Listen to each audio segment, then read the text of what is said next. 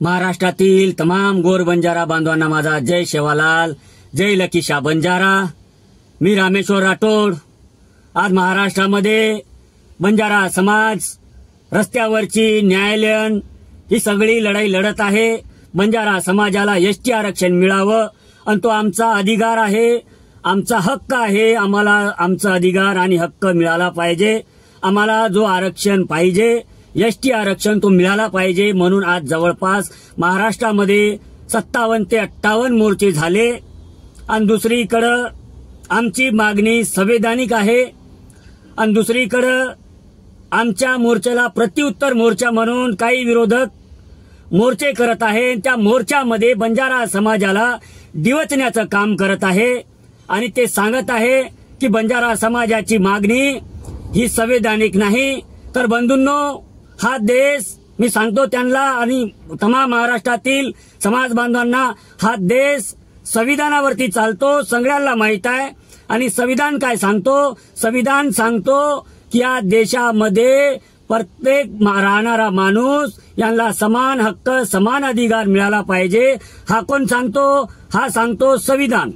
आणि दुसरीकडे बडे मोठे मोर्चे करून, आमच्या विरोधात मोर्चे करून प्रत्युत्तर म्हणून ऑन मीडिया, ऑन स्टेजवरती दंड थोपटतात की बंजारा समाजाची मागणी असंवैधानिक आहे। अरे हा देश संविधानावरती चालतो। तुम्हीच म्हणता की हा देश संविधानावरती चालतो। जर आम्ही आमचा संवैधानिक हक्क आणि न्याय मागत असेल तर आमची मागणी असंवैधानिक असू शकत नाही। मी सरकार मायबापाला सांगतो, काही लोक मीडियामध्ये ऑन स्टेजमध्ये ही संवैधानिक पदावरती आमदार आहेत, संवैधानिक पदावरती बसून जर चिताळखोर भाषण करत असेल आणि बंजारा समाजाला जर आवाहन करत असेल तर मायबाप सरकार यांना तुम्ही आळा घाला, यांना व्यसन घाला, यांना कुठेतरी थांबवा। कारण की दोन जातीमध्ये तेढ निर्माण करण्याचं काम हे काही लोकप्रतिनिधी करत आहे। यांना तुम्ही थांबवलं पाहिजे। कारण की हा बंजारा समाज कोणाच्याही वाटी जाणार नाही, कोणाच्याही शेपटीवरती पाय ठेवणार नाही। आमच्या शेपटीवरती पाय ठेवल्यावरती आम्ही चावल्याशिवाय राहणार नाही। कारण की संवैधानिक पदावरती बसलेले लोकप्रतिनिधी बंजारा समाजाला डिवचण्याचं काम करता। अहो हा देश संविधानावरती चालतो, तुम्हीच म्हणता, आणि आम्ही आमची संवैधानिकच मागणी पूर्ण करत आहे। तुम्ही ऑन मीडिया सांगता की बंजारा समाज आदिवासीचा कोणतेच क्रायटेरिया पूर्ण करत नाही, कोणतेच निकष पूर्ण करत नाही। मी तुम्हाला सांगतो, हैदराबाद गॅजेट असो, सीपी बेरार असो, मैसूर असो, असे कितीतरी पुरावेत आमच्याकडं। आम्ही तो क्रायटेरिया पूर्ण करतो, आम्ही ते निकष पूर्ण करतो, आम्ही आदिवासी आहो म्हणून। आणि दुसरीकडे तुम्ही सांगता की आदिवासी एसटी आरक्षण मिळवण्यासाठी आदिवासीच्या पोटातून जन्म घ्यावा लागतो। या देशामध्ये कितीतरी जाती आहेत, ते एसटी आरक्षण मिळतात, ते आदिवासी नाहीत का? तिथून त्यांनी जन्म घेतला का? तुम्ही समाजामध्ये तेढ निर्माण करण्याचं काम करू नये। मायबाप सरकार यांच्यावरती लक्ष द्या। हा गावामध्ये तांड्यामध्ये आदिवासी समाज असो, बंजारा समाज असो, हा गडी गोविंदाने नांदतो। आमचं कुठं वैर नाही तांड्यावरती, पण काही लोकप्रतिनिधी दोन जातीमध्ये तेढ निर्माण करण्याचं काम करत आहे। मी आता सांगतो, आम्ही कसे आदिवासी आहोत त्यांना सांगतो, जाहीर आवाहन करतो। कोण म्हणतो की आम्ही अफगाणिस्तान मधून आलोत? अरे बंधूंनो, अफगाणिस्तान हा देशाचा तुकडा होता। अफगाणिस्तान, भूतान, श्रीलंका, हे 7 ते 8 देश, या देशामध्ये हे अखंड भारताची भूमी होती, अखंड भारताचे तुकडे होते। हे तुकडे कोणी केले आम्हाला पण माहित आहे। ह्या तुकडे कोणी केला? आम्ही या देशाच्या बलिदानासाठी, या देशाच्या स्वातंत्र्यासाठी लढलो। आम्ही बाहेरचे नाहीत। या देशावरती सम आणि विषम परिस्थितीत लढणारा हा बंजारा समाज आहे। 1857च्या उठावामध्ये तुम्हाला खानपान, तुम्हाला जी रसद पुरवली त्याचे उपकार तुम्ही विसरलात। 1857च्या उठावामध्ये जो योगदान बंजारा समाजाने दिला त्याची विसर करता कामा नये। 1857चा पुरावा आहे। बंजारा समाज या देशाच्या स्वातंत्र्यासाठी, या देशाच्या भूमीसाठी, या धर्माच्या लढाईसाठी कायम पुढे राहिला। म्हणून तुम्ही त्याला डावलण्याचं काम नका करू आणि आमचा इतिहास नका काढू। आमचा इतिहास खूप मोठा आहे. तो दिल्लीचा 7-12 आमचा आहे. तो दिल्लीचा 7-12 जी आज पार्लमेंट उभी आहे ते दिल्लीचा 7-12 आमच्या बापाचा आहे. आम्हाला आमचा इतिहास नका विचारू. आणि दुसरीकडे सांगतो, आमच्या सोबत 1938 मध्ये आम्हाला संवैधानिक बेदखल कोणी केलं. 1942 मध्ये आम्हाला संविधान मधून बाहेर कोणी काढलं. थोड्या दिवसांनी आम्ही बाहेर सांगणार आहे. आमचे संवैधानिक निकष, आम्ही ज्या क्रायटेरिया पूर्ण करत होतो 1942 मध्ये आम्हाला संविधानाच्या बाहेर कोणी काढलं हे पण पुढे येईल. कारण की आम्ही कोणाचे तळवे चाटले नाही, कोणाची गुलामगिरी केली नाही. म्हणून 192 जातीवरती या इंग्रजांनी क्रिमिनल ट्राईब जन्मजात म्हणून चोर लावले. इंग्रजांना माहित होतं यांना कुठेतरी थांबला पाहिजे हा समाज, म्हणून आमच्यावरती 1871 मध्ये क्रिमिनल ट्राईब्स ऍक्ट आणला आणि आमची कमर मोडली. का मोडली? आम्ही इंग्रजांना सोडो की पळो करत होतो.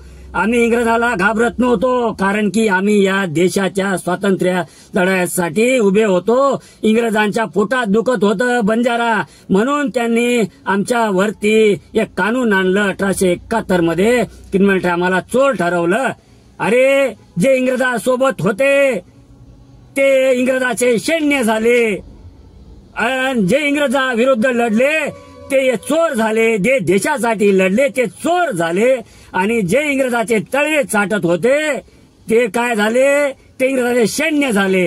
आमची मागणी अशी आहे, आम्हाला का नाही आमचं रेजिमेंट आमचं सैन्यामध्ये रेजिमेंट आणि बटालियन का नाही? आम्ही इंग्रजा विरुद्ध लढलो म्हणून आमचं सैन्यामध्ये सैन्यामध्ये आमचं रेजिमेंट आणि बटालियन नाही.